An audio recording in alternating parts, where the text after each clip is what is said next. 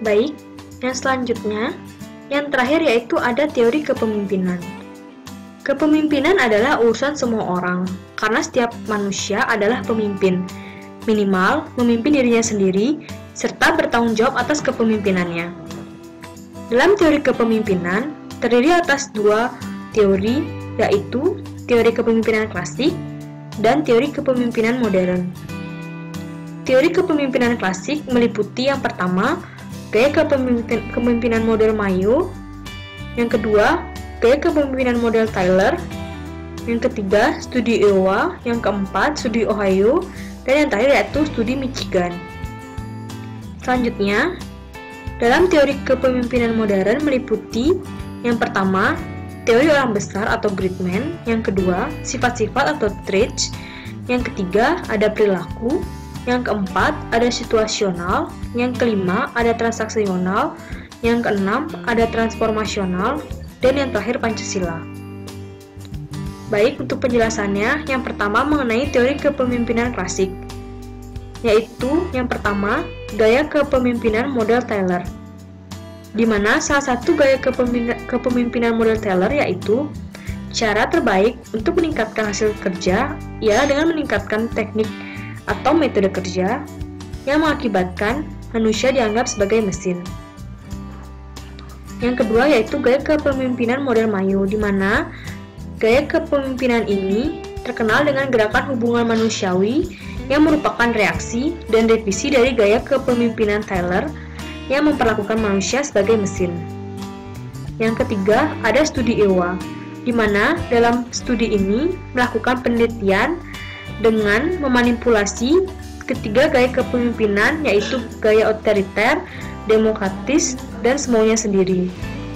Di sini, gaya kepemimpinan tersebut sengaja dimanipulasi sedemikian rupa dengan aktivitas yang sama, perangkat visi, dan fasilitas yang sama, dan pemimpin diperkirakan mempunyai gaya yang berbeda. Dalam penelitian ini akan dilihat bagaimana respon anak-anak dalam ketiga gaya kepemimpinan yang berbeda tersebut. Selanjutnya itu studi Ohio, di mana di sini mengembangkan angket yang disebut angket deskripsi perilaku pemimpin atau yang disebut dengan LBDQ. Struktur pemimpinan inisiatif menunjukkan perilaku pemimpin yang berorientasi pada pencapaian tugas. Perhatian menunjukkan perilaku pemimpin pada hubungan manusiawi kepada bawahannya. Jika di sini LBDQ diisi oleh bawahannya, maka LOQ akan diisi oleh pimpinan.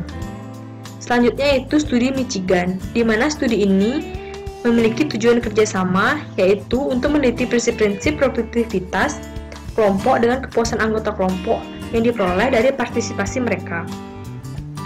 Selanjutnya, dalam teori kepemimpinan modern, yaitu teori kepemimpinan ini terdiri atas pendekatan yang pertama sifat-sifat, yang kedua perilaku, yang ketiga situasional, dan yang terakhir Pancasila.